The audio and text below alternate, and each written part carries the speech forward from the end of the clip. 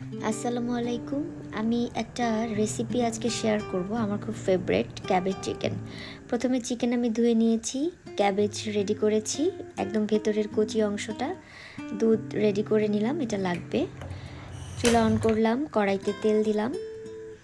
এখন আমি এখানে এক এক করে গরম মশলা দিব, দারচিনি, এলাচি, তেজপাতা, পেঁয়াজ, এরপরে আদা, রসুন, কাঁচামরিচ আমি বেটেই নিয়েছি, জিরা বাটা, লবণ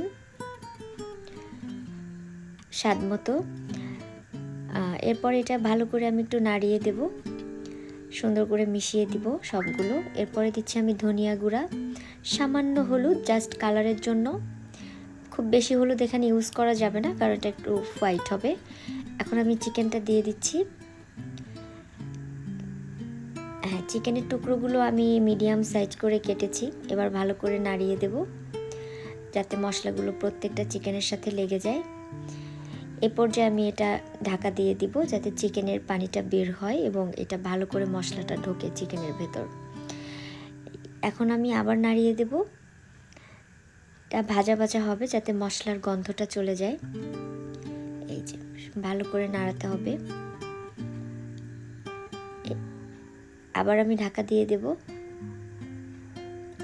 ব্যাস, এখন আমার চিকেনটা কষানো হয়ে গেছে। এবার আমি দুধ অ্যাড করব। এখানে হাফ কাপ দুধ নিয়েছি আমি। এরপরে আমি একটু পানি দিয়ে দিলাম। এবার আমি উপর থেকে ক্যাবেজটা দিয়ে দেব। ক্যাবেজটা একদম ভেতরের কচি যে লিফগুলো থাকে সেটা নিয়েছি। খুব বেশি দেয়া যাবে না, এই পরিমাণে দিলেই এটার জন্য যথেষ্ট। আমি এভাবেই রান্না করি, আমার এভাবেই ভালো লাগে। ঢাকা দেওয়ার পরে এবার তুলে দিলাম, ক্যাবেজটা সিদ্ধ হয়ে গিয়েছে। আবার আমি উল্টে পাল্টে নাড়িয়ে দিব।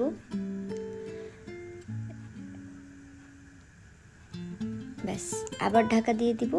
এবার তেল যখন ভেসে উঠবে তখন আমার রেসিপিটা রেডি। এটা খুবই মজা, ট্রাই